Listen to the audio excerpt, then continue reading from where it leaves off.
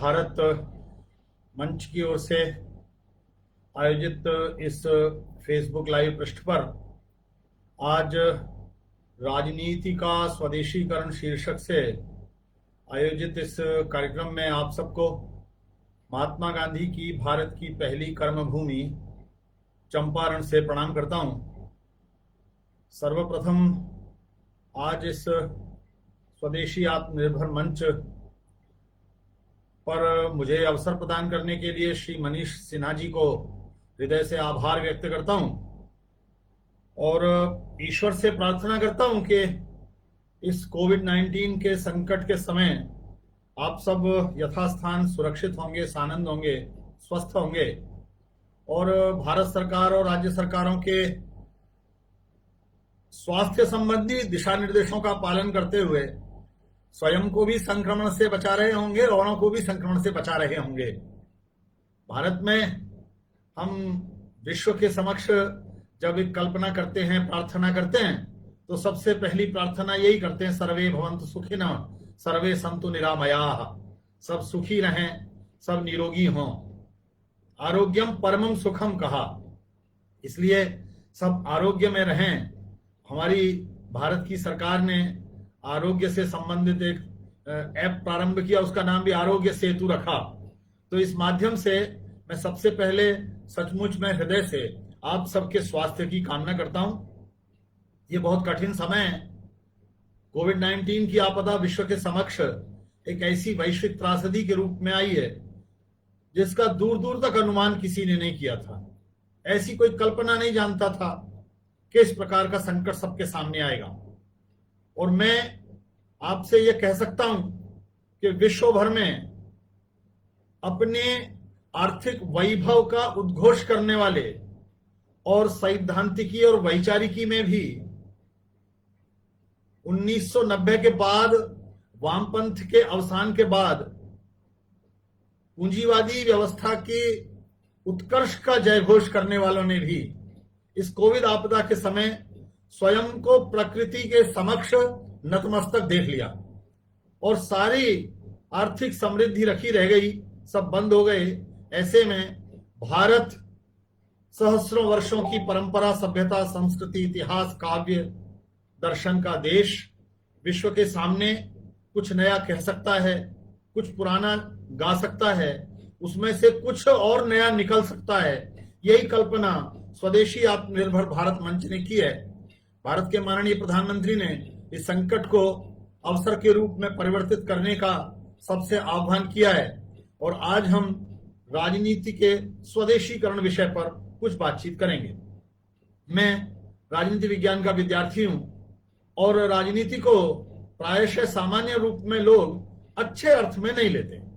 हमने आपने देखा है कि समाज के किसी भी क्षेत्र में किसी भी व्यक्ति से जो केवल अपने आजीविका के दायित्व में या जिस कार्य में लगा हुआ है उस कार्य में लगा रहता है, उससे कोई इस प्रकार की बात आप करते हैं तो वो कहता है भाई मुझे इस राजनीति में नहीं पढ़ना है। किसी संस्था की कार्यप्रणाली की जब हम आलोचना करते हैं तो कहते हैं वहां बड़ी राजनीति है। बहुत सारे राजनीति में काम करने वाले लोग जो राजनीतिक क्षेत्र में ही जीवन यापन करते हैं, जिनकी आजीविका भी, जिनकी पद प्रतिष्ठा, सम्मान, अनुभव भी सब राजनीति से ही प्राप्त होता है, वो भी अनेक मामलों में कहते हैं कृपया इस मामले में राजनीति ना करें, कृपया इसमें राजनीति ना घुसाएं। ये अक्सर कहने लगते हैं। राजनीति को हम बहुत ही ऐसी दृष्टि से देखते हैं, उसकी प्रकृति के बारे में हमारे सामान्य रूप में लोगों के मन में एक असंतोष है। सबसे पहले तो एक असंतोष है, हम संतुष्ट नहीं है राजनीति की कार्यप्रणाली से। राजनीति की कार्यप्रणाली से संतुष्ट नहीं है तो मन में एक क्षोभ है और मन में एक क्षोभ है कि इनके पास अधिकार बहुत है, ये चयन करके जाते हैं, चुनाव होकर जाते हैं, लेकिन हमारी अपेक्षाओं, हमारी कामनाओं, हमारी अभिलाषाओं की पूर्ति नहीं करते।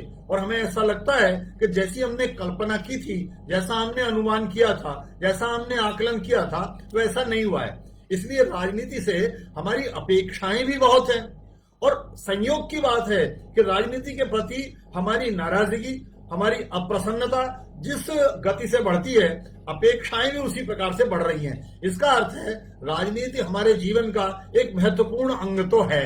और वो राजनीति यदि हमारे जीवन का महत्वपूर्ण अंग है तो एक बार उसके व्याप की ओर दृष्टि डालते हैं। भारत की परंपरा में राजनीति को दंड नीति कहा जाता है, मैं उस पर थोड़ी देर में आऊंगा, लेकिन आज के समय को देखना प्रारंभ करूं। पश्चिम का एक विचारक हुआ है अरस्तु, और उसने बहुत साल पहले, ग्रीक विचारक हुआ यूनानी, और उसने कहा कि जो राज्य का अंग नहीं है वो या तो पशु है या भगवान है।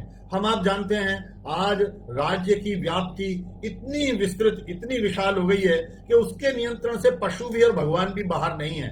प्रायः विभिन्न आयामों को, मनुष्य के जीवन के लगभग सभी आयामों को नियंत्रित करने की राजनीति की प्रवृत्ति, राजनीति की लालसा और हमारी सब कुछ निर्णय राजनीति पर छोड़ देने की आपके अभ्यास, इन दोनों ने राजनीति की अतिव्याप्ति की है, राजनीति को चारों ओर फैलाया है।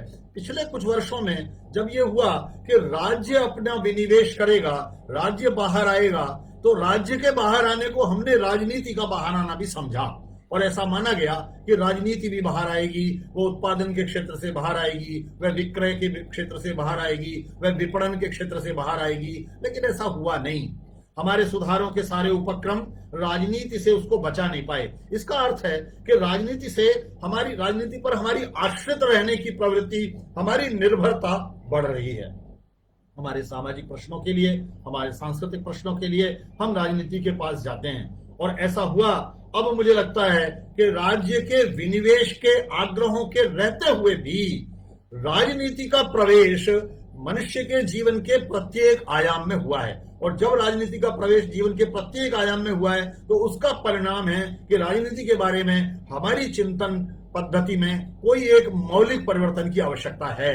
ऐसा नहीं होना चाहिए कि जो प्रक्रिया, जो क्रिया हमारे जीवन के लगभग सभी आयामों का स्पर्श करती है उसे हम त्याज्य मानकर, गर्हणीय मानकर, निंदनीय मानकर या असंतुष्ट भाव से उससे दूर रहने की बात करें। ऐसा होता भी नहीं है। लेकिन मैंने कहा, हम प्रारंभ में ऐसा कहते हैं, हमारा राजनीति से कोई संबंध नहीं है, इसमें राजनीति नहीं होनी चाहिए, ये गैर राजनीतिक संगठन है, ये गैर राजनीतिक संस्था है, ये गैर राजनीतिक व्यवस्था है। हम राजनीति से दूर रहने की घोषणाएं जितनी भी करते हों, राजनीति का स्पर्श हमारे जीवन के प्रत्येक आयाम में हो गया है। वह स्वाभाविक भी हुआ है, वह स्वतः भी हुआ है, वह सायास भी हुआ है, वह प्रकृति सिद्ध भी हुआ है, वह शासन और व्यवस्थाओं के प्रयत्नों से भी हुआ है। इसलिए राजनीति को सबसे पहले उसके प्रति हमारा क्षोभ, हमारा असंतोष, हमारी अप्रसन्नता उसे त्याज्य बनाने की ओर नहीं ले जा सकती। ये एक पहली बात मैं राजनीति के बारे में कहना चाहता हूं। राजनीति को कैसा बनाना है इस पर विचार करना आवश्यक है। राजनीति का व्याप मनुष्य के जीवन में इतना हुआ, मैं अपने विद्यार्थी मित्रों से प्राय कहता हूं, हमें क्रीड़ा के क्षेत्र में क्या करना है ये राजनीतिक व्यवस्थाएं तय करती हैं, शिक्षा के क्षेत्र में क्या करना है राजनीतिक व्यवस्थाएं तय करती हैं, धार्मिक संस्थाओं के दायित्व भी राजनीतिक व्यवस्था ने ले लिए हैं, सांस्कृतिक सामाजिक संस्थाओं के दायित्व भी राजनीतिक व्यवस्था ने ले लिए हैं।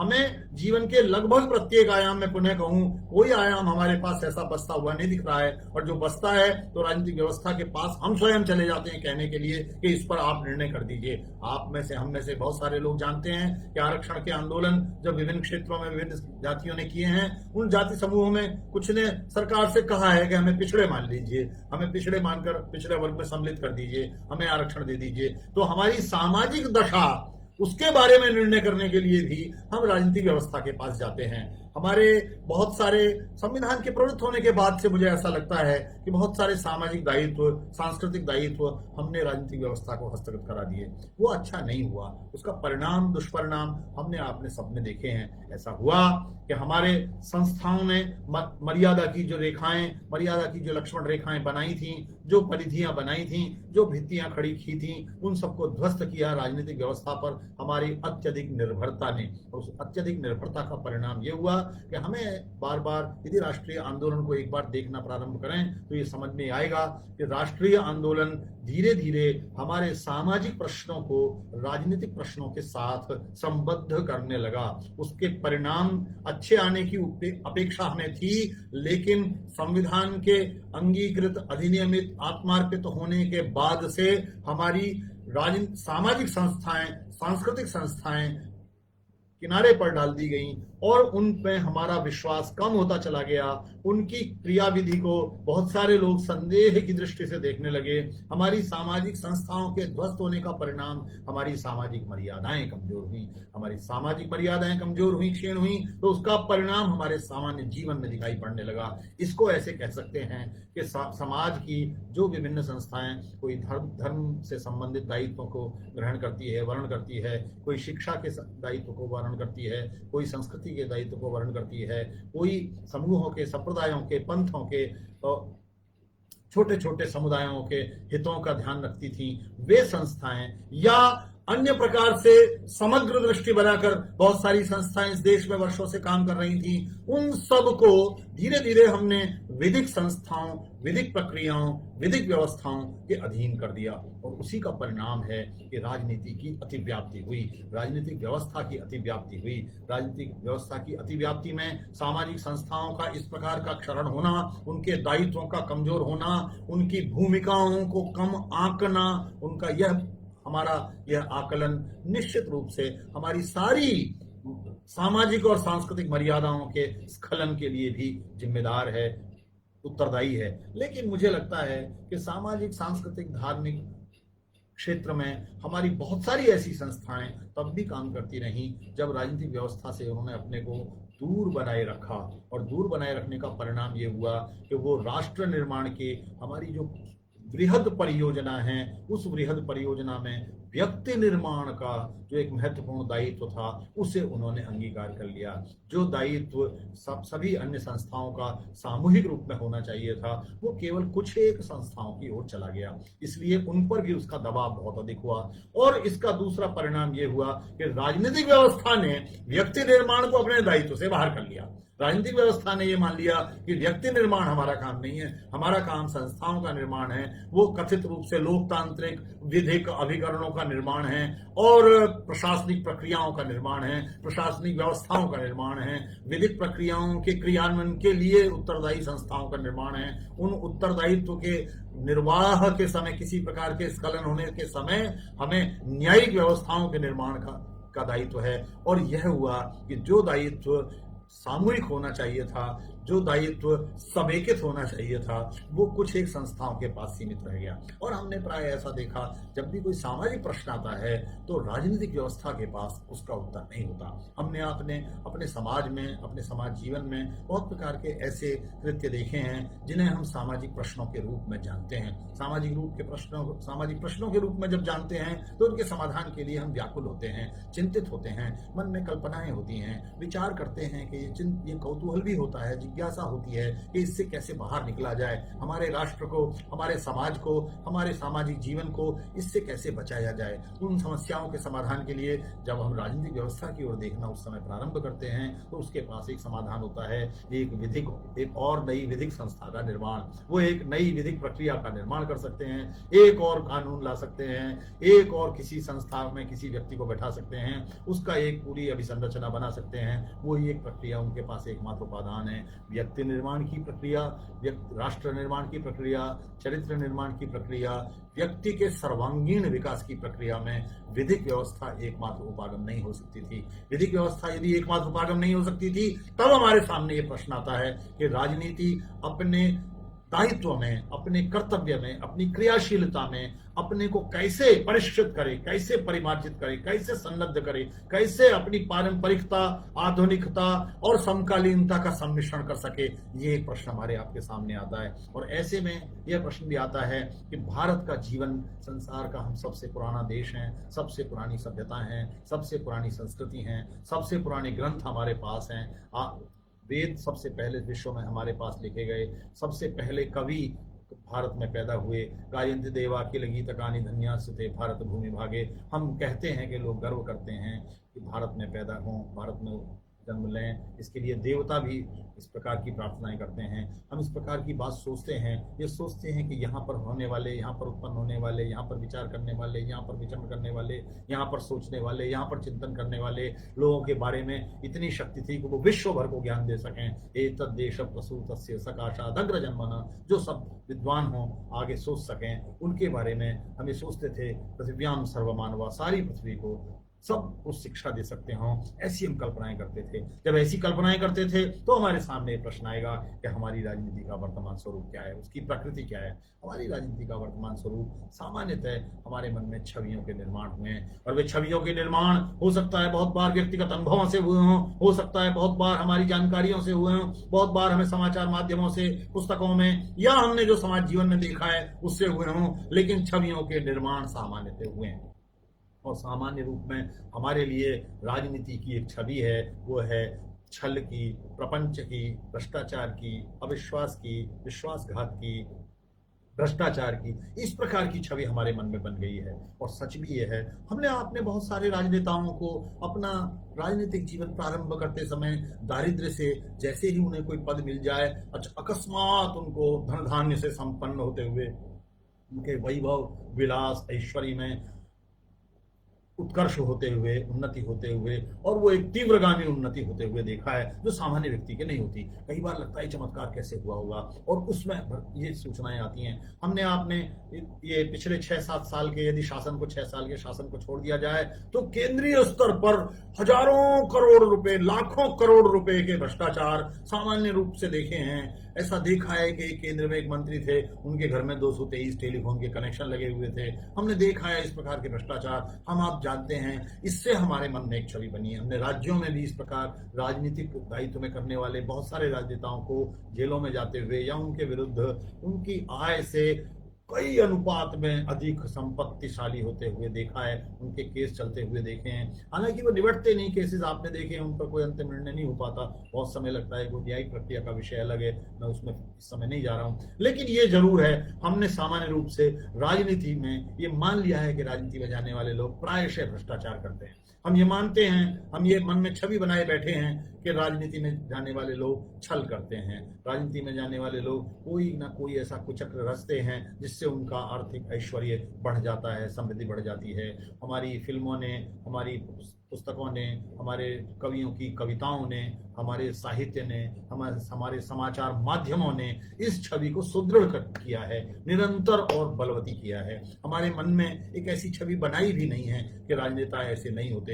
हालांकि ये सच भी है, बहुत बड़ी संख्या में राजनेता भारतवर्ष की राजनीति में आपको ऐसे मिलेंगे जो चरित्रवान हैं, जो निष्ठावान हैं, जो अध्ययनशील हैं, जो संवेदनशील हैं, कर्तव्यपरायण हैं, अपने काम में लगे रहते हैं। उनके चरित्र पर किसी प्रकार का कोई दोष नहीं लगाया जा सकता, लेकिन फिर भी बहुसंख्य ऐसे लोगों के कारण ऐसी छवियों के निर्माण हुए हैं। और जब ऐसी छवियों के निर्माण हुए हैं, तब हमारे सामने प्रश्न आता है कि ऐसी राजनीति हमको नहीं चाहिए, हमें ऐसी राजनीति की आवश्यकता नहीं है। यदि हमें ऐसी राजनीति की आवश्यकता नहीं है, तो फिर भारत की राजनीति कैसी हो? उस राजनीति का एक स्वदेशीकरण हो। हम भारत की परंपरा का बड़ा सम्मान करते हैं। बहुत सारे लोग कुछ हैं कि पिछले कुछ वर्षों में, 70 सालों में हमने देखा, निहित स्वार्थों के कारण, या अपनी राजनीतिक प्रतिबद्धताओं के कारण, या अपनी विचारधारा पर कसकर डटे रहने के कारण भारत की परंपरा में दोष खोजने के प्रयत्न करते रहे हैं। वो एक विचारधारागत दोष है उनका, इसलिए उन्होंने प्रयत्न पूर्वक दोष खोजे हैं। हर जगह उन्हें कोई ना कोई कमी दिखाई पड़ी है।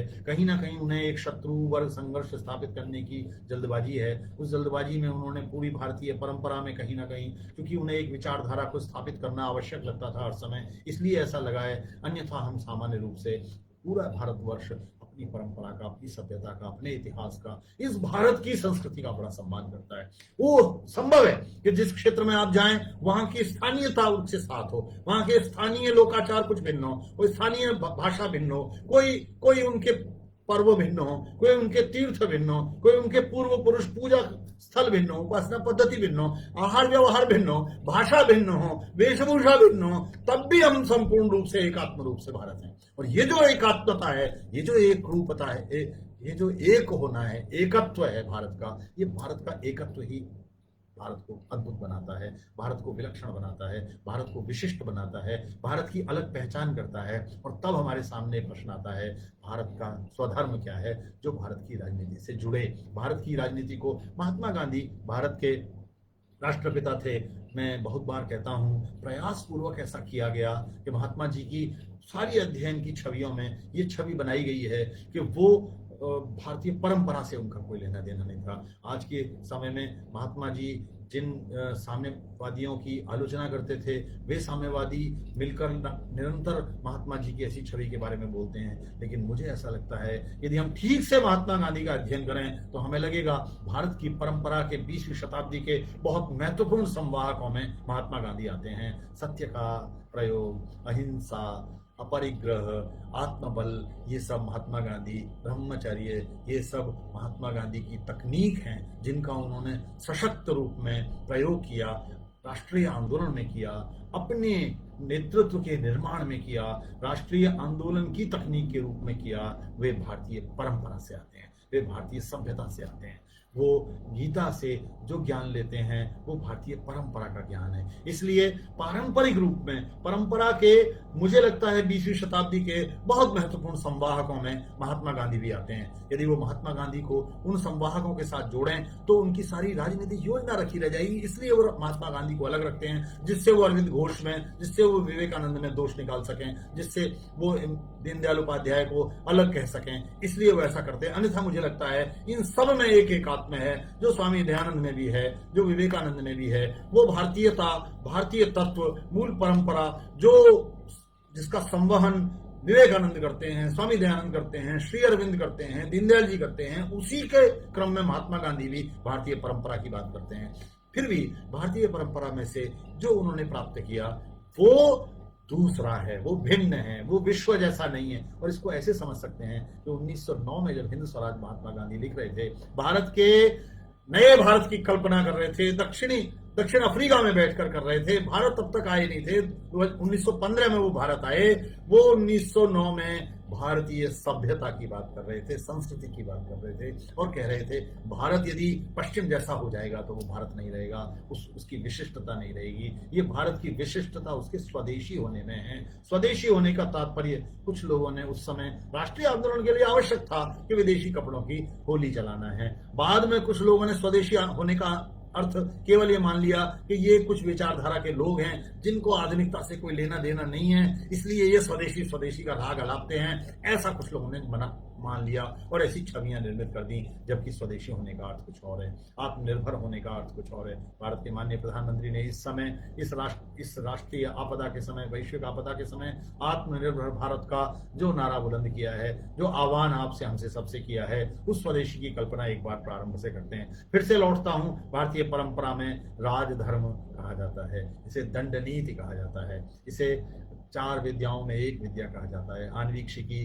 त्रयी, वार्ता, दंड नीति। दंड नीति उतनी ही महत्वपूर्ण है जितनी वेद त्रयी है। आप समझिए उसे किसके बराबर रखा गया है। वेद त्रयी में ऋग, यजुः, साम 3 वेद हैं, 3 अथर्ववेद बाद में लिखा गया कहा जाता है, इसलिए प्रमुख रूप से इन 3 वेदों के बराबर रखा गया दंड नीति को, राजधर्म को। राजा का धर्म वो है, और वह भी किस दशाओं में से आया है? उस दशाओं में से आया है जब समाज धर्म पूर्वक प्रवृत्त रहते हुए सामान्य रूप से अच्छा रह रहा था, ठीक रह रहा था, तब भी उन्हें आवश्यकता पड़ी न वै राज्यम न राजासीत दंडो न च दांडिक धर्मेणैव प्रजाः सर्वा रक्षन्ति स्म परस्परम। जब ये कहा गया तब भी राजा का दायित्व हुआ, राज व्यवस्था आई, राजत्व आया, और राजत्व को भी हमने प्रायशः पश्चिम के राजतंत्रों के पर्यायवाची बना दिया।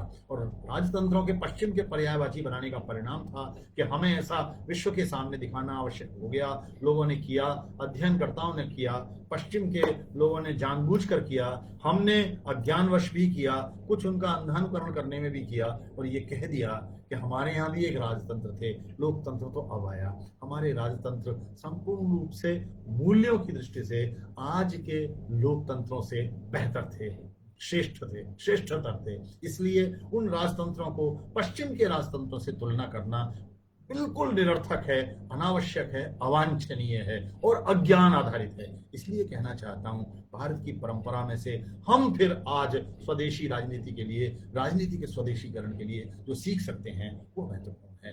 राजत्व में कई बार हमें ऐसा लगता था, जिन लोगों ने अध्ययन किया उन्हें लगता है कि राजतंत्र है, एक व्यक्ति के पास ही सारी शक्तियां केंद्रित होंगी, लेकिन ऐसा होता नहीं था। उस व्यक्ति के पास सारी शक्तियां केंद्रित होती नहीं थी। शक्तियों का जो वितरण, शक्तियों के विभाजन, शक्तियों के विकेंद्रीकरण की जो आधुनिक संकल्पना है, उससे अधिक विकेंद्रीकरण राजतांत्रिक व्यवस्था कहे जाने वाले उन व्यवस्थाओं में हमें देखने को मिलता है, जिनसे हम संवेदनशीलता सीख सकते हैं, संवेदनशीलता जान सकते हैं। राज व्यवस्थाओं की विनय जान सकते हैं। चाणक्य कहता है अलब्ध लब्धार्था लब्ध परिरक्षिणी रक्षित विवर्धिनी वृद्धेषु तीर्थेषु प्रतिपादिनी च। अलब्ध लब्धार्था, जो प्राप्त नहीं हुआ है, जो नहीं मिला है, जिसकी इच्छा है, जो पाया जाना है, उसके प्राप्त करने के लिए अलब्ध लब्धार्था। लब्ध परिरक्षणी, जो प्राप्त हो गया है उसकी रक्षा करने के लिए, उसे सुरक्षित संरक्षित रखने के लिए। और रक्षित विवर्धिनी, जो रक्षित किया जा रहा है उसको और बढ़ाने के लिए, उसके परिमाण में वृद्धि करने के लिए। और उसे फिर वृद्धेषु तीर्थेषु प्रतिपादिनी च। वृद्धेषु तीर्थेषु का अर्थ है जो योग्य हैं, सत्पात्र हैं, सुयोग्य हैं, जिन्हें उनकी आवश्यकता है, उसमें उसका वितरण करने के लिए जो नीति चलती है उसे दंड नीति कहा जाता है। वह दंड नीति किसी राजा के लिए नहीं है, उसके अधिकार के लिए नहीं है, उसकी संप्रभुता के लिए नहीं है, उसकी प्राधिकार सत्ता के लिए नहीं है, वो समाज के लिए है, वो सब के लिए है। जीवलोकस्य, महाभारत कहते हैं सर्वस्य जीवलोकस्य राजधर्म परायणम, पूरे जीवलोक के लिए सबसे श्रेष्ठ है राजधर्म, वह राजधर्म के अधीन रहे। इस बात पर महाभारतकार ने बहुत विस्तार से लिखा है कि राजा के बिना, राज व्यवस्था के बिना, राजनीतिक व्यवस्था के बिना किसी भी समाज की क्या दशा होगी। इसलिए राज व्यवस्था का आवश्यक होना अनिवार्य है। राज व्यवस्था की दृष्टि से ऐसी राज व्यवस्था कैसी हो, वो संवेदनशील कितनी हो, वो लोगों के बारे में क्या करती हो, वो कैसे चिंता करती हो, वो स्वदेशी कैसे हो आज की। आप कहेंगे मैं यदि प्राचीन भारतीय राजनीतिक व्यवस्था की बात कर रहा हूं तो वो आधुनिक में कैसे प्रासंगिक होती है। यही आज का मेरा मुख्य विषय है। और मुझे लगता है राजनीति का, भारत का जो स्वधर्म है, वो राजनीतिक व्यवस्था को पारंपरिक स्वधर्म से प्राप्त करना होगा।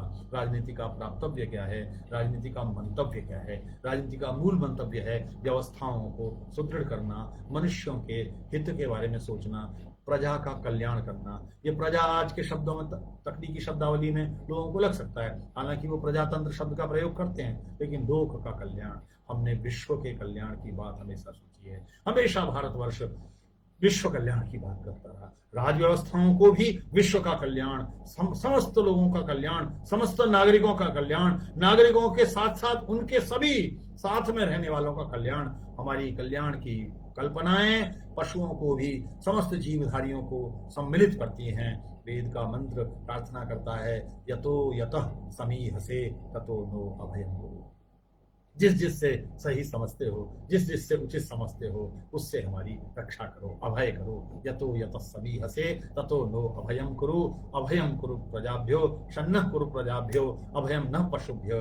हमारे साथ रहने वाले, हमारे साथ पलने वाले, हमारे साथ जीवन यापन करने वाले सब व्यक्तियों का कल्याण करो। हमारे पशुओं का, हमारे जीवधारियों का, सबका कल्याण करो, सबकी रक्षा करो, सबको अभय दो। ये प्रार्थना होती है। ये प्रार्थना ही सर्वे भवन्तु सुखिनः, जिसका उल्लेख मैंने किया, उस प्रार्थना में सम्मिलित होती है। क्योंकि हम सबको अपना मानते हैं, और सबको अपना मानते समय अयम निजः परोवेति, यह मेरा है, परोवेति यह पराया है, यह गणना लघु चेतसाम, छोटे हृदय वाले लोग ऐसी बातें करते हैं। उदार चरिता नाम तो वसुधैव कुटुम्बकम। भारत उदार चरित्र का देश है, पूरी वसुधा ही हमारा परिवार है। उस परिवार के बारे में हम सबकी चिंता करते हैं। तो राज व्यवस्थाओं को सबको अपना मानना सीखना होगा। राज व्यवस्थाओं में, भारत की राजनीति में आपने, हमने बहुत बार ऐसा देखा, एक राज्य से होकर एक नदी बहती है, दूसरे राज्य में जाती है, दोनों राज्यों के नागरिकों के बीच विवाद होता है। वो विवाद इतना बड़ा होता है कि न्यायालय जाता है। न्यायालय जाने तक भी ठीक है, लेकिन वो हिंसक आंदोलनों में परिवर्तित हो जाता है, और दोनों राज्यों के राजनेता एक दूसरे का विरोधी पक्ष ले लेते हैं, विरोध के आधार पर ही जीतने लगते हैं, अपने अनुयायियों की संख्या बढ़ाने लगते हैं। ये कोई दो देश नहीं है, कोई दो राष्ट्र नहीं है, ये संपूर्ण भारत है। ये संपूर्ण भारत है। जब हम छोटे छोटे राज्यों में बटे होने के बारे में कहा जाता है कि हम बहुत छोटे छोटे राज्यों में बटे थे, बहुत सारे लोग पुराने समय की बात कहते हैं और कहते हैं कि भारत राजनीतिक दृष्टि से एक नहीं था, तो फिर राष्ट्र की दृष्टि से एक कैसे था। उस समय भी कल्पना कीजिए, कलड़ी से, केरल से चलकर शंकराचार्य बद्रीनाथ केदारनाथ तक जाते हैं, तो संपूर्ण भारत की यात्रा करते हैं, 4 दिशाओं में मठ स्थापित करते हैं, जगत गुरु बैठते हैं। यह जो एकत्व है, इस एकत्व को डॉक्टर राम मनोहर लोहिया ने एक पुस्तक लिखी, उसमें 2 खंड उन्होंने, एक राम पर, एक कृष्ण पर लिखा। और वो राम के और कृष्ण के, दोनों के समाजवादी थे, और लेकिन उन्होंने राम और कृष्ण के राष्ट्रीय एकीकरण में किए गए योगदान को बार बार रेखांकित किया।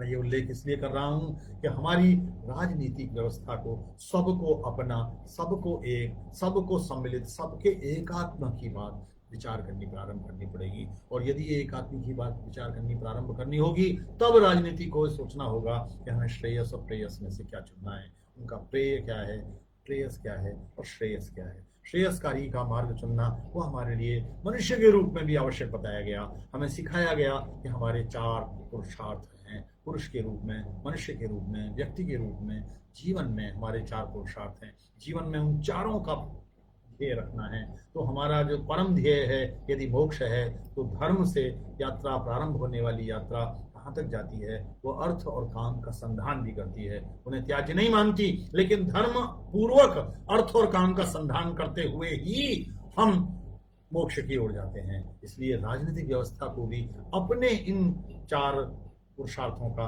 ध्यान रखना है। और जब 4 पुरुषार्थों का ध्यान राजनीतिक व्यवस्था रखेगी, पुरुषार्थ चतुष्टय के बारे में, तो वो विचार करेगी। और फिर से लौटता हूं एक बार चाणक्य की ओर। चाणक्य कहता है सुखस्य मूलम धर्म, सुख का मूल है धर्म।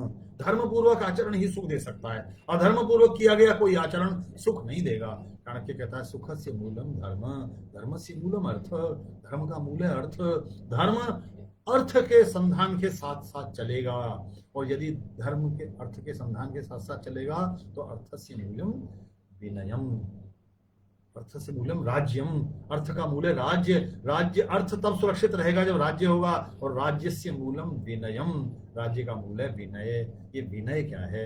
विनय है अनुशासन, विनय है व्यवस्थापन, विनय है विधायन, विनय है विधि व्यवस्था के अधीन रहना, विनय है मर्यादा युक्त आचरण, मर्यादित आचरण। ये जो मर्यादित आचरण है, ये जो मर्यादा युक्त व्यवस्था है, यही धर्म पूर्वक अर्थ और काम का संधान है। यही सामाजिक, सांस्कृतिक, धार्मिक व्यवस्थाओं की संरचना है। हमारे सामाजिक क्षेत्र में आप में से, हम में से अधिकांश लोग देखते हैं, ग्रामीण समाजों में बहुत सारी मर्यादाएं गांव के हमसे आयु में बड़े लोगों के सामने पड़ते ही स्थापित हो जाती थी। उनकी आयु का ही एक ऐसा आभा मंडल होता था कि आचरण मर्यादित हो जाता था। आज वह प्रभावित हुआ है। इसलिए पुनः कहता हूं, सामाजिक, सांस्कृतिक, धार्मिक हमारी संस्थाओं का की पुनर्प्रतिष्ठा भारत में आवश्यक है। अन्यथा ये विधिक संरचनाओं पर हमारे आश्रित रहने की प्रवृत्ति हमें बहुत कष्ट देने वाली है। इसलिए राजनीति को स्वधर्म युक्त जाना है तो राजनीति का धर्म अपना क्या धर्म होगा? राजनीति का अपना धर्म संवेदनशीलता है। राजनीति यदि संवेदनशील नहीं है, यदि राजनीति लोगों की चिंता नहीं करती है, और यदि राजनीति लोगों की चिंता करते में भेदभाव करती है, वह अपक्षपाती हो, उसे पक्षपात मुक्त होना है, उसे पक्षपात मुक्त होना है, राष्ट्र की रक्षा करनी है, कोष का वर्धन करना है, अच्छे लोगों का ध्यान देना है, दुष्टों को दंडित करना है। दुष्टस्य दंड स्वजनस्य पूजा। दुष्टस्य दंड, दुष्ट वे लोग हैं जो नियम का पालन नहीं करते हैं, जो व्यवस्थाओं को नहीं मानते हैं, जो राज व्यवस्था का उल्लंघन करते हैं, जो विधि के विरुद्ध काम करते हैं, वे दुष्ट हैं। उन्हें दंडित करना। हमारी न्याय व्यवस्था क्या दुष्टों को दंडित कर पाती है? क्या ऐसा हो पाया है? 3 करोड़ से अधिक के केस न्यायालयों में रुके हुए हैं, लंबित है, और हमारे कुछ न्यायालयों को इसकी चिंता है कि दही हांडी की हाइट कितनी हो। वो ये जानना चाहते हैं कि किसी राज्य में किसको सरकार बनानी चाहिए, किसको नहीं। ये व्यवस्था, उन व्यवस्थाओं को छोड़ देनी चाहिए। हमारी न्याय व्यवस्था में लगे हुए लोगों को, बहुत बड़ी संख्या में लोग ऐसे हैं जो निरपराध जेलों में हैं, या उनके दोष अभी सिद्ध नहीं हुए हैं, या बहुत सारे लोगों के विरुद्ध ऐसे ऐसे केसेस लंबित हैं जिनमें 20-20, 30-30 साल हो गए हैं। हमें उनमें लगने की बजाय तो दंड। क्या हम समाज में देखते हैं ऐसा कि जो दुष्ट हैं, जो सही आचरण नहीं करते हैं, जो मर्यादा विहीन आचरण करते हैं, क्या उन्हें कोई भय है राज्य का दंड का? दंड का भय नहीं है। और दंड का भय नहीं है तो राज्य की व्यवस्था का होना चिंता का कारण बन सकता है। इसलिए दुष्टस्य दंड, अत्र स्मृति कहती है दुष्टस्य दंड स्वजनस्य पूजा। वे लोग जो धर्मयुक्त आचरण करते हों। हम में से, आपसे में से बहुत सारे लोग सड़क पर जब चलते हैं, देखते हैं, जब भी आप कोई नियम से चल रहे होते हैं, कई बार आपको डर अधिक लगने लगता है हम नियम में रहेंगे तो कष्ट में रहेंगे, नियम तोड़कर ज्यादा आसानी हो जाएगी। आप सड़क पर चलते हैं, यातायात में हमने देखा है जो लाइन में लगे हुए हैं, पंक्ति में लगे हुए हैं, उन्हें छोड़कर कोई भी एक पंक्ति तोड़कर आगे चला जाता है और वो आगे निकल जाता है। कई बार मन में क्षोभ होता है, देखो ये लाइन तोड़ के गया, ये तो फायदे में रहा, हम नुकसान में रह गए, ऐसा भी मन में आता है। लेकिन हम देखते हैं उसे कोई दंड नहीं मिलता, ऐसा दंड नहीं मिलता तो फिर चिंता होती है। इसलिए दंड, दुष्ट को दंड, नियम विरुद्ध जाने वालों को दंड, कुमार्ग पर चलने वालों को दंड, उनका नियमन, कालिदास कहता है नियमयसि कुमार्ग प्रस्थिता नात दंड, दंड पूर्वक जो कुमार्ग पर चलते हो उनका नियमन करना है राजा को, उसकी जिम्मेदारी है। प्रशमयसि विवादम कल्पसे रक्षणाय, सारे प्रकार के विवादों का प्रशमन करना है, शांत करना है। कोई विवाद उत्पन्न होता है तो बहुत बार आपने देखा है राज्य प्रतीक्षा करता रहता है, राजनीति प्रतीक्षा करती रहती है, ये किस करवट बैठेगा ऊंट, ये देखते रहते हैं। कहीं आंदोलन होता है, कुछ वर्ग समूह आंदोलन करते हैं, रेल की पटरियों को उखाड़ते हैं, सड़कों पर जाम लगाते हैं, सड़क को खोद देते हैं जेसीबी मशीन से, और राजनीतिक व्यवस्था आराम से देखती रहती है। ये देखती रहती है ये ऊंट किस करवट बैठेगा, ये वोट किसके पक्ष में जाएंगी, उसका इंतजार करते रहते हैं। क्यों करते रहते हैं? कई बार इंतजार करते रहते हैं न्यायपालिका हस्तक्षेप करेगी तब कुछ बोलेंगे। ये क्यों करते रहते हैं? हमारा तुरंत काम है, ये राजनीतिक व्यवस्था का काम है, प्रशमन करना, शांत करना, उसको सुलटारा करना, निपटारा करना इस प्रकार के विवादों का। प्रशमयसि विवादम कल्पसे रक्षणाय, रक्षा की कल्पना करना। ये रक्षा की कल्पना केवल सीमाओं की रक्षा नहीं है, ये रक्षा पूरे विस्तार से मनुष्य जीवन की रक्षा, सबकी रक्षा। रक्षा में उसका भरण पोषण भी आता है, उसकी खाद्यान्न की सुरक्षा भी आती है, उसकी आजीविका की सुरक्षा भी आती है, उसकी स्वास्थ्य की सुरक्षा भी आती है, उसकी शिक्षा की व्यवस्था की सुरक्षा भी आती है, उसके यातायात की सुरक्षा भी आती है, उसके अच्छी वायु से मिले, अच्छा वातावरण मिले, अच्छा जल मिले, अच्छा भोजन मिले, सब कुछ अच्छा मिले, इसकी भी सुरक्षा आती है। तो इसकी चिंता करना। फिर से लौटता हूं, और स्मृति कहती है अपक्षपात निज राष्ट्र रक्षा, पक्षपात विहीन आचरण, पक्षपात नहीं, शासक का की व्यवस्था में किसी प्रकार का कोई पक्षपात नहीं दिखना चाहिए। निज राष्ट्र रक्षा, और अपने राष्ट्र की रक्षा के लिए जितने प्रकार के भी प्रयत्न हो सकते हैं वे करने चाहिए। न्यायेन कोशस्य ही वर्धनम च, न्यायपूर्वक कोश की वृद्धि करना, न्यायपूर्वक कोश की वृद्धि करना बड़ा महत्वपूर्ण पक्ष है। कोश की वृद्धि करना राजाओं का, व्यवस्थाओं का, शासन का दायित्व है। उनके संचालन में विभिन्न प्रकार के करों का संग्रहण आवश्यक है, लेकिन वे किस प्रकार से लिए जाएं, वे न्याययुक्त लगें, वे न्याय प्रिय लगें, ऐसा लगे ये न्यायोचित है। कई बार ऐसा न लगे कि हमसे ये क्यों लिया जा रहा है, कुछ गड़बड़ होगी, क्यों हम दे रहे हैं, इससे बच सकते हैं क्या, इसका कोई रास्ता ढूंढ सकते हैं क्या। तो कर का अपवंचन करने की, कर से बचने की जो प्रवृत्ति है वो तभी कम होगी जब हमें कर न्याय युक्त लगे, वो न्यायोचित लगे। ये व्यवस्था, ये जिम्मेदारी भी राजा की है, व्यवस्था की है, शासक की है। पंचैव धर्मा कथिता नृपाणाम, स्मृति कहती है। तो इसलिए राज व्यवस्थाओं को इस बात पर ध्यान देना है कि विवादों का प्रशमन कैसे हो, लोगों की चिंता कैसे हो। पंडित दीनदयाल उपाध्याय ने अपने प्रसिद्ध 4 वक्तव्यों में कालिदास के एक श्लोक का उल्लेख किया है, प्रजानाम विनयाधानात् रक्षणात् भरणादपि। वो कहते हैं राजा को क्या करना चाहिए, व्यवस्था को क्या करना चाहिए, व्यवस्था कैसी होनी चाहिए कि वो उसमें प्रजा में, माने नागरिकों में, मनुष्यों में विनय के आधान से, विनयाधानात्, विनय कहते हैं अनुशासन को, जैसा मैंने कहा अनुशासन बनाना, जिसे विधि व्यवस्था कहते हैं। विधि व्यवस्था का उल्लंघन करने पर आप लाभान्वित ना हो, विधि व्यवस्था का उल्लंघन करने पर आप दंडित हों, ये भाव यदि मनुष्यों के मन में आएगा तो विधि व्यवस्था का सम्मान बढ़ेगा। पश्चिम का एक विचारक हुआ हॉब्स, और उसने प्रश्न किया हम राज्य की आज्ञा का पालन क्यों करते हैं। मैं कई बार भारत में कहता हूं हम राज्य की आज्ञा का पालन क्यों नहीं करते, यह हमारे लिए चिंता का विषय है। इसलिए प्रजानाम विनयाधाना, प्रजा में विनय के आधान से रक्षणात्, पुनः एक बार वही शब्द आया रक्षणात्, रक्षा सब प्रकार से रक्षा, भरणादपि, उसका भरण पोषण करना, ये भी व्यवस्था शासक को करनी है। सपिता पितरस्तासां केवलम जन्म हेतव, उनके जो पिता थे वे केवल जैविक पिता थे, वह जो उनकी रक्षा करता था पिता की तरह करता था, ये कहा गया। तो जब ये कहा गया पिता की तरह, हम आप जानते हैं, हम में से, आप में से अधिकांश लोग अपनी किशोरावस्था में, अपनी बाल्यावस्था में भी और आज भी पिता के रहते हुए संरक्षित महसूस करते हैं, सुरक्षित महसूस करते हैं। सबसे अधिक अनुभव हमारी सुरक्षा का अनुभव होता है पिता के सानिध्य में। तो पिता जैसा राजा हो, और राजा पिता जैसा हो। महाभारतकार कहता है पुत्रा इव पितुर्गेहे विषये यस्य मानवा, मनुष्य जिसके राज्य के मनुष्य जैसे पिता के घर में पुत्र रहते हैं, ऐसे निर्भया विचरिष्यन्ति, निर्भय चलते हो, निर्भय घूमते हो। स राजा राजा सत्तम, वह राजा श्रेष्ठ राजा है। उसको ऐसे रखना है अपने लोगों को, शासक को अपने लोगों के साथ वह व्यवहार करना है कि वो उनके सुख दुख में खड़ा भी हो, वह उन्हें नियम से इधर उधर स्खलित होने पर चेतावनी भी दे, दंडित भी कर सकता हो, उनकी चिंता भी करता हो, उनकी अभिवृद्धि के लिए व्यवस्था भी करता हो, उसकी सारी चिंताओं को अपनी चिंता बनाता हो, वह पिता के रूप में उस भार को लेता हो। यह बहुत महत्वपूर्ण है।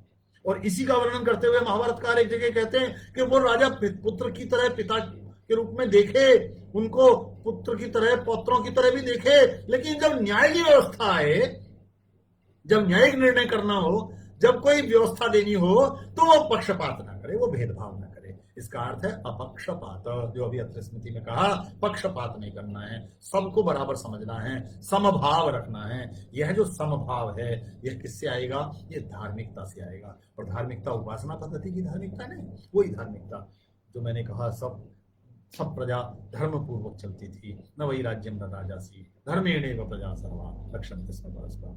ये धर्म युक्त राजनीति। महात्मा जी कहते थे भारत की राजनीति को अधर्मी नहीं होना है। बहुत साल पहले जनसत्ता में एक लेख लिखा था मैंने और कहा था राजनीति को अधर्मी मत बनाइए। जब ये विवाद प्रारंभ हुआ था अयोध्या का, तो धर्मयुक्त राजनीति को धर्मयुक्त होना है। धर्मयुक्त होने का अर्थ है स्वदेशी तब होगी जब वो धर्मयुक्त होगी, और धर्मयुक्त होगी का अर्थ है वो मर्यादित होगी, वो आत्मनियंत्रित होगी, वो मर्यादा युक्त आचरण करेगी। उसका आचरण, उसका चरित्र, उसकी प्रस्तुति, उसकी प्रकृति, सब में एक मर्यादा होगी। वो मर्यादा होगी तो वो संवेदनशील होगी। यदि वो संवेदनशील होगी तो लोगों के निकट होगी। यदि वो लोगों के निकट होगी तो लोगों की आस्था बढ़ेगी, विश्वास बढ़ेगा, उनका असंतोष कम होगा, उनका क्षोभ कम होगा, उसकी छवि सुदृढ़ होगी, छवि श्रेष्ठ होगी। और हमारा विश्वास, हमारी आस्था यदि राजनीतिक व्यवस्था में अधिक बढ़ती है तो हमारे शासकों को एक बार विचार करना होगा, क्या भारत की राजनीति भारत की है? क्या उसे भारतीय बना पाए हैं अभी दिन? हमारी राजनीतिक व्यवस्था के अभिकरण उपकरण हमने संसार भर से लिए हों, संविधान के विशालतम स्वरूप में हमने विश्व भर के श्रेष्ठतम संविधानों से सब कुछ प्राप्त कर लिया हो, तब भी मैं कई बार बहुत दुख के साथ कहता हूँ, भारतीय संविधान में एक भाग है जिसे हम राज्य के नीति निर्देशक तत्व कहते हैं, वो हमारा भारतीय परंपरा का संवहन करता है बस, लेकिन वह न्याय योग्य नहीं, उसके लिए न्यायालय में नहीं जाया जा सकता। बाकी के लिए हमने विश्व भर से श्रेष्ठतम लिया है, लेकिन भारत की परंपरा से हम उसमें बहुत कम प्राप्त कर पाए हैं। भारत की परंपरा से प्राप्त नहीं कर पाए, ये अपने आप में बड़ी चिंता का विषय है। आज की राजनीतिक व्यवस्था क्या भारत की परंपरा से कुछ नया प्राप्त कर सकती है? भारत के इतिहास से, संस्कृति से, सभ्यता से, जिससे आज विश्व भर प्राप्त करने का प्रयत्न कर रहा है। कोविड-19 के समय हमने आपने विश्व भर के लोकाचारों को इस प्रकार बदलते हुए देख लिया, हमने शिष्टाचारों को बदलते हुए देख लिया, भारतीय व्यवस्थाओं का, भारतीय परंपराओं को अंगीकार करते हुए लोगों को देख लिया। यह जो परिवर्तन आया है, ये एक समय में एक प्रकार से एक और अवसर है। और मुझे लगता है, मैं मनीष जी का पुनः इस बात के लिए आभार करूंगा, एक बहुत अद्भुत अवसर है जिसमें हम विचार करें कि क्या पश्चिम के इस पूंजीवादी पूरे उपाख्यान के बिल्कुल नष्ट प्राय हो जाने के बाद भारत अपनी वैचारिकी से, अपनी मौलिक चिंतन परंपरा से, सभ्यता से, संस्कृति से, साहित्य से, अपने विस्तृत अगाध जो साहित्य उपस्थित है उससे कुछ ऐसा पुराने में से नया निकाल कर दे सकता है जो पुरातनता का सत्व निकालता हो, समकालीनता की चिंता करता हो, भविष्य की ओर देखता हो, भविष्य की ओर दृष्टि रखता हो। तो पुरातनता में से सत्व तत्व निकालकर समकालीन की चिंता करते हुए, समसामयिक के बारे में सोचते हुए, भविष्य की दृष्टि रखते हुए, दूर तक देखते हुए भारत कोई विचार दे सकता है क्या? वह विचार केवल ऐश्वर्य का नहीं होगा, वह विचार केवल विकास का नहीं होगा, वह विचार केवल भौतिक समृद्धि का नहीं होगा, वह विचार केवल मल्टीनेशनल बहुराष्ट्रीय कंपनियों को भारत में बुलाने मात्र का नहीं होगा, वह विचार मनुष्य को सबल बनाने का, मनुष्य को आत्मनिर्भर बनाने का। और आत्मनिर्भर बनाने का अर्थ यह कदापि नहीं है कि उसे पुराने में लौटना है। आत्मनिर्भर बनाने का अर्थ ये कदापि नहीं है, स्वदेशी बनाने का अर्थ ये कदापि नहीं है कि उसे संसार भर से कट जाना है। भारत की परंपरा में, मैंने प्रारंभ में कहा, स्वदेशी को कुछ लोगों ने ऐसा मान लिया, ऐसा नहीं है। भारत की परंपरा में सहस्त्रों वर्षों से हमने विश्व भर से व्यापार किया। सारा संस्कृत साहित्य समुद्री व्यापारियों के वर्णन से भरा पड़ा है। जातक कथाओं में भी इस प्रकार के वर्णन है सहस्त्रों वर्षों से। इसलिए विश्व से हम अपना संबंध रखें, विश्व की दृष्टि रखें। ये तो संस्कृति ही विश्ववारा है, विश्व की ओर देखती है, संपूर्ण विश्व की चिंता करती है, लेकिन वो उद्भूत होती हो भारत से, उसका उत्स होता हो स्वदेश से। और स्वदेश का अर्थ केवल ये भूमि, इतने क्षेत्र मात्र नहीं है। इनके लिए क्षेत्र है, मेरे लिए भारत एक विचार है, मेरे लिए भारत एक भाव है। भारतवर्ष का भाव उसमें गुंजायमान होता हो, भारतवर्ष का भाव उसमें सन्निहित होता हो। भारतवर्ष का भाव उसमें सन्निहित होने के लिए यह आवश्यक है कि वो अपनी मर्यादाओं से अपनी विलक्षणता बनाएगी, वह अपने आचरण से अपनी विशिष्टता बनाएगी, वह अपनी प्रकृति से अपनी प्रवृत्ति निर्धारित करेगी। तो भारत की राजनीति को स्वदेशी होने के लिए, आत्मनिर्भर भारत के निर्माण के लिए, स्वदेशी भारत के लिए सबसे अधिक महत्वपूर्ण है एक बार पुनः अपने अतीत की ओर दृष्टिपात करें, सकारात्मक दृष्टि से दृष्टिपात करें, इस रूप में दृष्टिपात करें। संस्कृत कहती है मित्र से चक्षुषा समीक्षा महे। मित्र अपने मित्र की ओर देखता है, बड़े सद्भाव से देखता है, सद्भाव पूर्वक बात करता है, उसकी चिंता करता है। पापान निवारयति योजयते हिताय, उसे पाप से दूर रखता है, हितकारी कामों में लगाता है। गुह्यान निगूहति गुणान प्रकटी करोति, उसके छिपाने योग्य बातों को छिपा लेता है, गुणों को प्रकट करता है। आपद गतम च न जहाति, कष्ट में छोड़ता नहीं है, साथ नहीं छोड़ता। न ददाति काले, आपद गतम च न जहाति ददाति काले, और समय आने पर साथ देता है। सन्मित्र लक्षण विदम प्रविदंति संत, भर्तृहरि ने कहा कि ऐसे सन्मित्र के लक्षण ऐसे बताए जाते हैं। तो मित्र की दृष्टि से जब हम समीक्षा करते हैं तो हम कई बार अच्छा देखते हैं, श्रेष्ठ देखते हैं, निंदा नहीं करते, आलोचना नहीं करते। इस रूप में एक बार मित्र की दृष्टि से भारतीय अतीत की ओर दृष्टिपात करें, अच्छी दृष्टि से भारत के परंपरा को देखें, सांस्कृतिक वैभव को देखें, उस गौरव को देखें और साहित्य को देखें। उसमें से वर्तमान के समय में, पुनः कहूंगा, अतीत में से वर्तमान के लिए बहुत कुछ निकाला जा सकता है जो हमारे भविष्य के लिए लाभदायक हो सकता है, हमारे भविष्य की दृष्टि का निर्माण कर सकता है।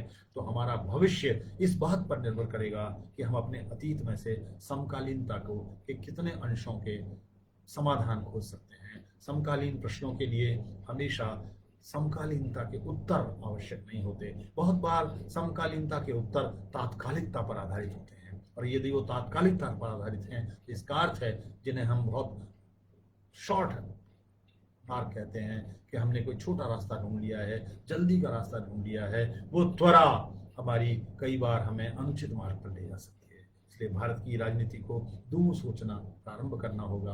भारत की राजनीति को स्वदेशी होने के लिए सब पर दृष्टि करनी होगी। उसे राजधानियों से बाहर निकलना होगा, उसे भारत के सुदूर क्षेत्रों में जाना होगा, उनकी भी चिंता करनी होगी, उनके बारे में भी सोचना होगा, और देश के प्रत्येक समुदाय, प्रत्येक समाज, प्रत्येक क्षेत्र, प्रत्येक भाषा भाषी, प्रत्येक वर्ग, उन पर विश्वास करना सीखना होगा। राजनीतिक व्यवस्था को इस प्रशासनिक अभिकरण के चंगुल से भी बाहर आना होगा। हम आप जानते हैं भारत की राजनीतिक व्यवस्था में प्रशासनिक चंगुल बहुत अधिक नियंत्रण करता है, और वह नियंत्रण कई बार उनकी राजनीतिक व्यवस्थाओं की संवेदनहीनता का कारण बन जाता है, जबकि वो नेपथ्य में रहते हैं। तो नेपथ्य से संचालन करने वाले लोगों के बारे में भी एक बार पुनर्विचार की आवश्यकता है। भारतीय राजनीतिक व्यवस्था को स्वदेशी होने के लिए इस पर विचार करना होगा कि उनके आसपास कौन है। पंचतंत्र की एक बड़ी प्रसिद्ध सी युक्ति है, जो लोग आसपास रहते हैं वे बहुत बार उनको ऐसे रास्ते बता सकते हैं, और जो निर्णय करते हैं वो आसपास वालों पर प्रायः विश्वास कर लेते हैं, अधिक विश्वास कर लेते हैं, अधिक आधृत हो जाते हैं। तो हमारी प्रशासनिक व्यवस्था राजनीतिक व्यवस्था के अधिक आसपास रहती है, जबकि वह प्रशासनिक व्यवस्था न तो उत्तरदायी है, न वो जनता के संपर्क में है, न वो सामान्यतः संवेदनशील है। उसकी चिंता करना भी हमारा काम है। इसलिए ये विचार करना होगा कि वो कितने ही बड़े प्रकार के कठिन परीक्षाओं से गुजर के आए, लेकिन राजनीतिक व्यवस्था का उत्तरदायित्व तो बड़ा है। उसकी जवाबदेही समाज के प्रति अधिक है, उनकी समाज से संपर्क बड़ा है, उनके दायित्व बड़े हैं, उन पर ही अपेक्षाएं हैं, उन पर ही लोगों का विश्वास है, उनमें ही लोगों की आस्था है। उस आस्था के कारण ही ये व्यवस्था है। इस व्यवस्था को बनाए रखने के लिए इस बात का विचार भी करें कि वो अधिक से अधिक संवाद, संपर्क, साहचर्य उन लोगों का करें जिनके कारण वो वहां पहुंचते हैं। वे केवल उनका ना करें जो उनके पास पहुंचे हुए हैं, उनका भी ध्यान रखें। मैं समझता हूं भारत की राजनीति को स्वदेशी होने के लिए बहुत सारे रास्ते अपनाने हैं, बहुत से ऐसे मार्ग समझने हैं जो भारत में से निकलते हों, जो भारत के रास्ते हों, भारत की मिट्टी से जन्म लेते हों। भारत की समस्याओं के समाधान भारत में मिलेंगे। मैं प्राय इस बात को कहता हूं, भारत की समस्याएं भारत में जन्मी हैं, भारत में ही उनके समाधान मिलेंगे। उन्हें खोजने के लिए हमारे अधिकारियों के दल बनाकर विश्व में भेजने की आवश्यकता नहीं है। हमारे अधिकारियों के दल बनाकर गांवों में भेज दीजिए, भारत के कस्बों में भेज दीजिए, वहां रख दीजिए, सामान्य दशाओं में लोगों के साथ रख दीजिए और कहिए अब भारत को समझ लीजिए। भारत को समझने के लिए, इन समस्याओं के समाधान के लिए पश्चिम के बड़े समृद्ध राज्यों के राजधानियों में, बड़े शहरों में, बड़े होटलों में बैठने के लिए मत भेजिए। इन्हें गांव में, कस्बों में, घरों में, मोहल्लों में बसा दीजिए और उस भारत को समझने के प्रयत्न यदि इनके माध्यम से ही होने हैं तो इस प्रकार होने चाहिए। इसलिए भारत के राजनेता वो जमीन से आते हैं, वो लोगों के बीच से आते हैं, लेकिन निरंतर संवाद उनका यदि उतना नहीं हो पाता है तो इस बारे में भी विचार करना चाहिए। भारत की राजनीतिक व्यवस्था को यह भी स्वदेशी होने के लिए विचार करना होगा।